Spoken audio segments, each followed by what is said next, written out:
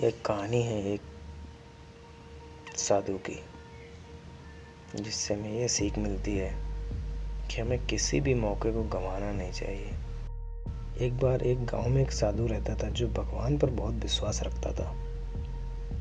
एक बार वह साधु पेड़ के नीचे बैठा था और भगवान को याद कर रहा था।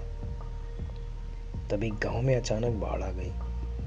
चारों तरफ पानी ही पानी भर गया।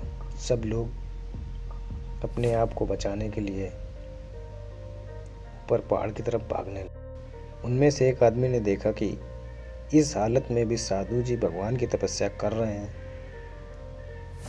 वह सोचा कि ये अपने आप को बचाने के लिए कहीं क्यों नहीं जा रहे हैं, तो उसे साधु से बोला, अरे आप कहीं क्यों नहीं जा रहे हो? आप भी मेरे साथ पहाड़ की तरफ चलो, नहीं तो डूब जाओगे।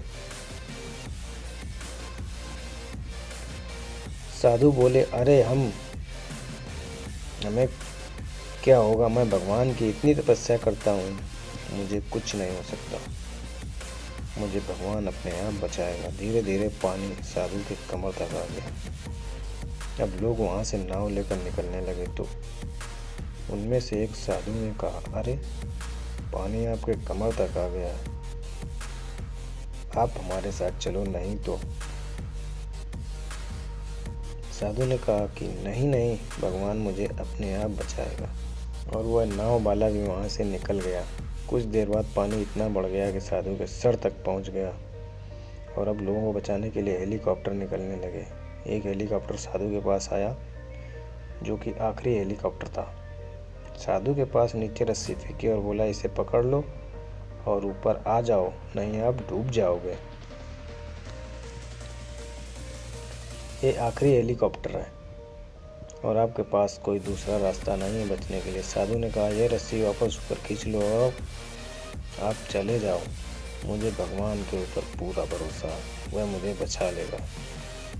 पानी काफ़ी ऊपर आ गया, पेड़ डूब गया। साधु की डूबने से मौत। मरने के बाद साधु भगवान के पास गया और बोला, हे भगवान, मैंने पूरी ज़िंदगी आपकी तपस्या की, मेरा सारा जीवन आपकी आराधना में लगा दिया, फिर भी इतने भरोसे के साथ इंतज़ार किया कि तुम मुझे बचाने आओगे, लेकिन वहाँ मेरी डूब कर मौत हो गई और तुम आए नहीं, ऐसा क्यों?